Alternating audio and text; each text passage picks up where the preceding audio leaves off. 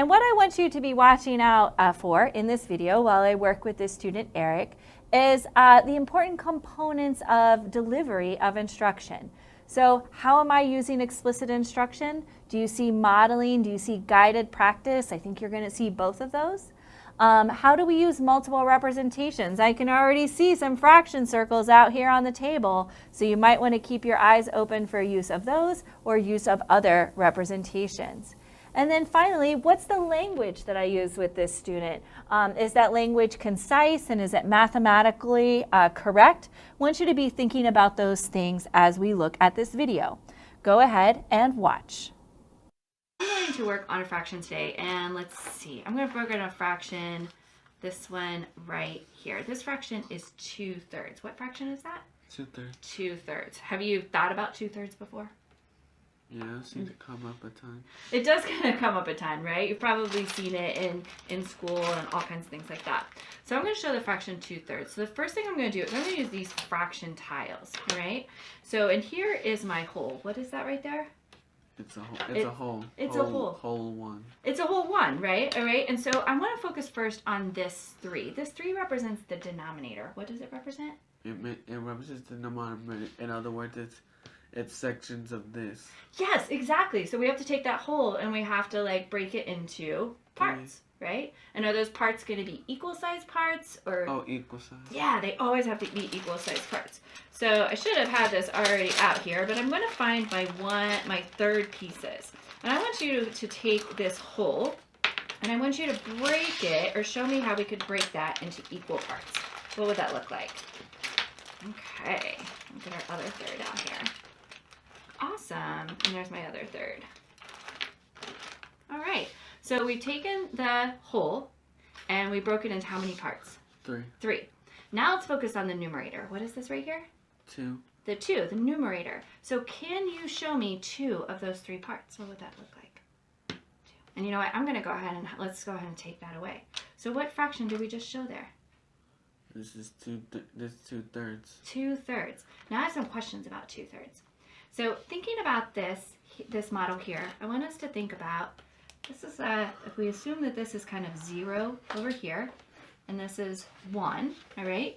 Is 2/3 greater than 1? No. No. It's always because every time you go down to the higher numbers, it's always getting smaller.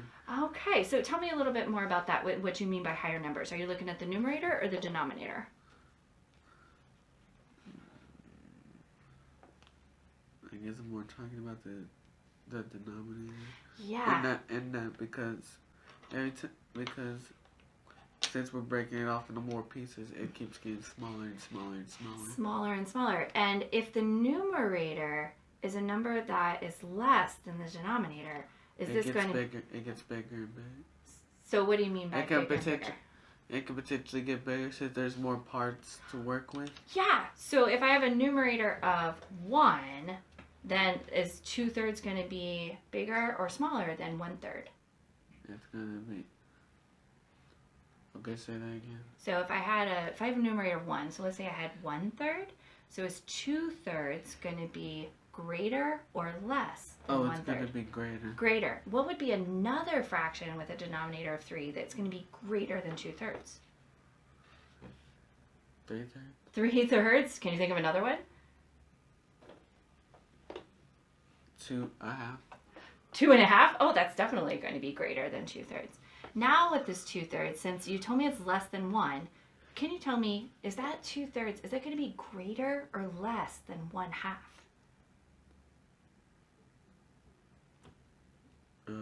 What's a way we can figure it out? Do you want to use the fraction tiles?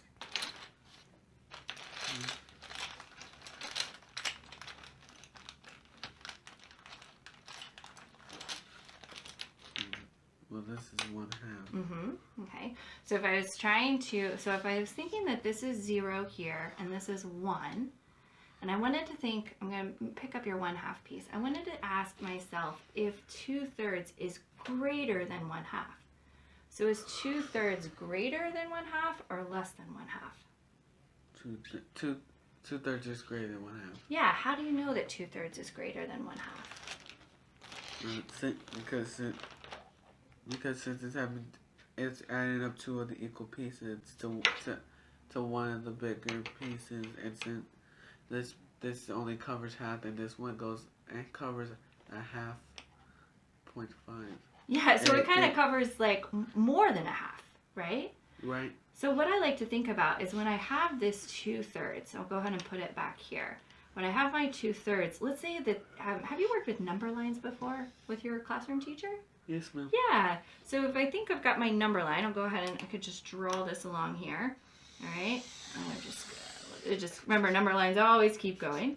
Here my number line is 0, here it means 1. So where does 2/3 fall in the number line? Falls about right there, right? Do you want to label that? And then where does 1/2 fall on my number line? You can go ahead and label that one too. Nice, I like your labeling there. So is 2/3 greater than 1/2 or less than 1/2? 2/3 is greater. And how could you, like, if I wanted you to tell me why it's greater than 1/2 on the number line, what could you tell me? It extends out farther to the 1 than the half. It extends out further. And so would you say that 2/3 has like a greater value than 1/2? Let me ask that question kind of in a different way. If you have 0 and if you have 1, which has a greater value, 0 or 1? The 1. Okay. If you have 0 and 1/2, which has a greater value, 0 or 1/2?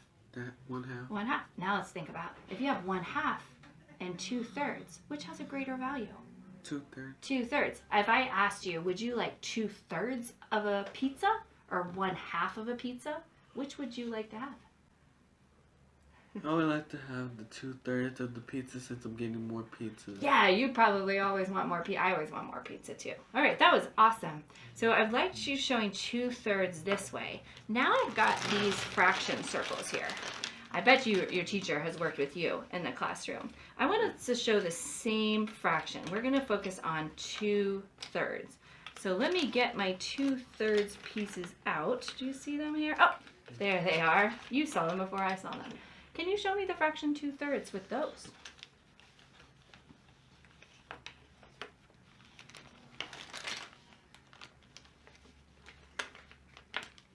Okay, so oh, that's awesome. So put that back in there because I want to ask you a question about that. What did you show me right there? It's a whole third. It's a whole, and it's broken into how many equal parts? It's broken into 3 equal parts. Fantastic. And then how did you show me 2/3? By doing this. I liked that. And making it look like Pac-Man. Yeah, kind of making it look like Pac-Man. So what fraction do you have there? It's 2/3. 2/3. All right, so we'll leave that there. You can just keep your 1/3 piece to the side. I want to show you another way to show the fraction. So we've got 2/3 this way. We'll actually move our 1/2 there. We've got 2/3 this way, and then I can also show 2/3 this way. So imagine I have 3 counters. All right, that represents my denominator. What does it represent? The Denominator. And our denominator has what number in it? It has 3. 3. So we wanted to have 3 parts. But what if I do this? What did I just show you there?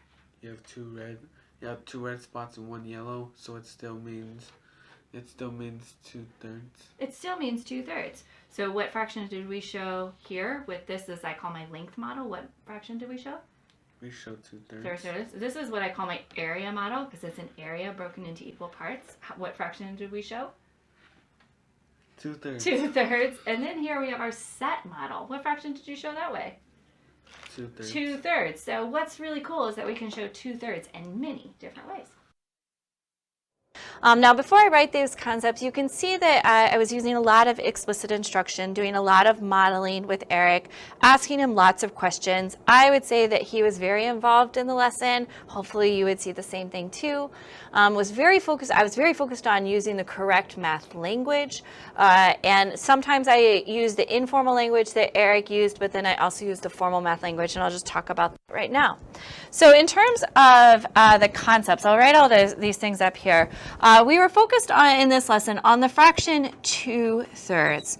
It's always a good fraction to use with students. It is a proper fraction, but it's not one that they may have seen all the time. A lot of times they work with like 1/4 or 1/2 or 3/4. So I chose a fraction that Eric was familiar with, but it may have not been something that he had done a lot of modeling with. And the idea here was to expose Eric to different ways to model fractions. So in terms of the concepts here, we first introduced the idea of the whole. Here we got out the fraction bar, and Eric talked about that mean one. Another concept that we really focused on is that denominator, and the denominator is broken into equal parts.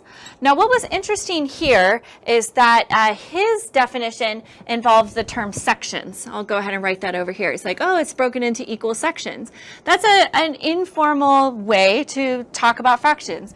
And so then what I tried to do is redirect him and talk about equal parts, and he did an awesome job with that. And then totally was like, yeah, the fraction's broken into equal parts. Notice I didn't just say parts, but I said equal parts. So another important concept related to the denominator. Then we focused on the numerator and what that numerator tells us about the fraction. So we did some practice there and some demonstration of the numerator. I love the part where Eric uses the fraction circles to show 2/3 and immediately zooms off one of the parts to show the numerator of 2 of those 3 parts. And then the other concepts that we worked on here were the models of fractions. So I'll go ahead and kind of write the models right here. And you can see that we used the length model. That's where we were using the fraction tiles, so seeing fractions as displayed on a number line. We used the area model. That's where we use the fraction circles, so seeing an area divided into equal parts. And we use the set model. That's where we use the 2 color counters to show a set of 2/3. So this was very, very conceptual, helping him understand the whole, the denominator and the numerator, and using different models of fractions to help him see fractions in different ways. Now, another thing that we got into, and I guess I'll write it over here, was understanding, and I was trying to get into proper fractions and improper fractions, but we talked about whether it's greater than 1 or whether it's less than 1. And in the same way, Eric first talked about things that are bigger or smaller. That's the informal math vocabulary. So I would keep coming back to like, oh, is this greater than 1? Is this less than 1? Sometimes I used his informal math vocabulary, and other times I tried to redirect to the more formal way, because we would always ask if things are greater and less instead of bigger or smaller. Now, in terms of the procedures, we did a little bit of writing in this lesson, but it was a really heavily focused on concepts. So that you can see that my concept section is really filled in here.